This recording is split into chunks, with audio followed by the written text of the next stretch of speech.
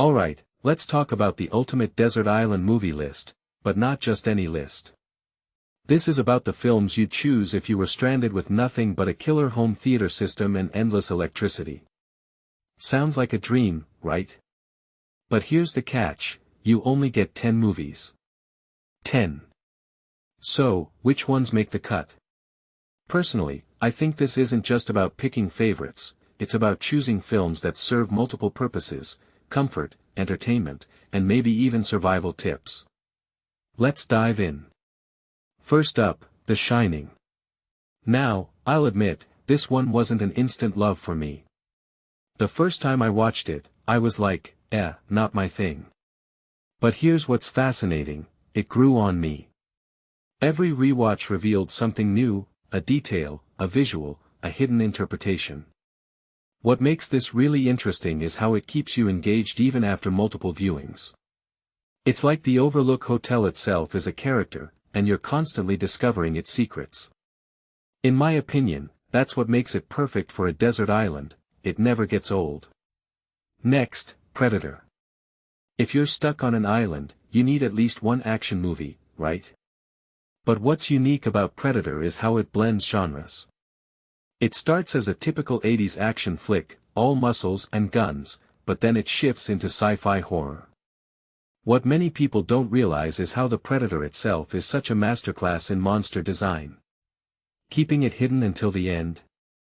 Genius. It's not just about the action, it's about the tension. If you take a step back and think about it, that's what makes it so rewatchable. Now, the good, the bad and the ugly. This is a western that's more than just cowboys and shootouts. What makes this really interesting is the dynamic between the three leads. None of them are heroes, they're all flawed, greedy, and unpredictable. But that's what elevates it. The final standoff. Iconic. Ennio Morricone's score. Timeless. This isn't just a western, it's a study in human nature. One thing that immediately stands out is how it balances tension and character development, something I find fascinating. Let's switch gears to Burial Ground. This one's a wild card. Is it a masterpiece? No. Is it trashy and bizarre? Absolutely. But that's why it works. It's so over the top, so unapologetically strange, that it becomes unforgettable. The child actor who's clearly an adult. That's cinema gold. What this really suggests is that sometimes, you need a movie that's just plain fun, even if it's for all the wrong reasons. Star Trek II, The Wrath of Khan, this is my Star Trek pick, and for good reason. It's not just a great Star Trek movie, it's a great movie, period. What makes it stand out is how it balances action, humor, and emotion. Kirk's vulnerability. Khan's theatrical villainy. It's all there. A detail I find fascinating is how the film never feels dated, even decades later. It's a reminder of what sci-fi can achieve when it focuses on character. Goodfellas, this is Scorsese at his best. What's interesting is how it's not just a gangster movie, it's a character study. Henry Hill's rise and fall is so compelling because it's not glorified. The tension, the humor, the violence, it's all woven together perfectly. Personally, I think the Copacabana scene is one of the greatest in cinema history. It's not just about the story, it's about how it's told.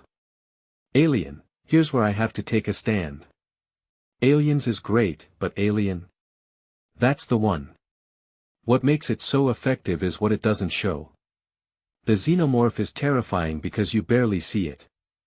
The Nostromo feels real, lived in, like a haunted house in space. This raises a deeper question: why do we find the unknown so much scarier than the seen? It's a masterclass in tension. Seven Samurai, this is the film that introduced me to Kurosawa, and it's still one of my favorites.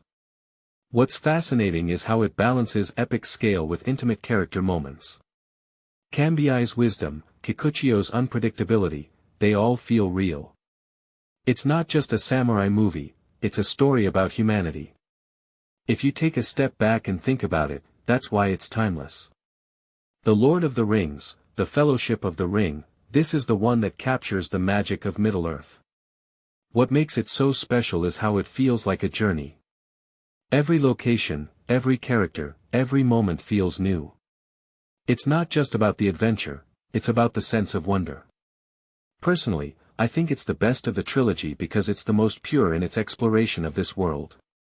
Finally, Raiders of the Lost Arkansas. This is my all-time favorite movie, and it's easy to see why. It's got everything: action, humor, unforgettable characters.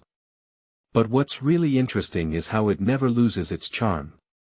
I've seen it dozens of times, and it still feels fresh. If you take a step back and think about it, that's the mark of a true classic. So, there you have it, my desert island movie list. But what about yours? Which films would you choose?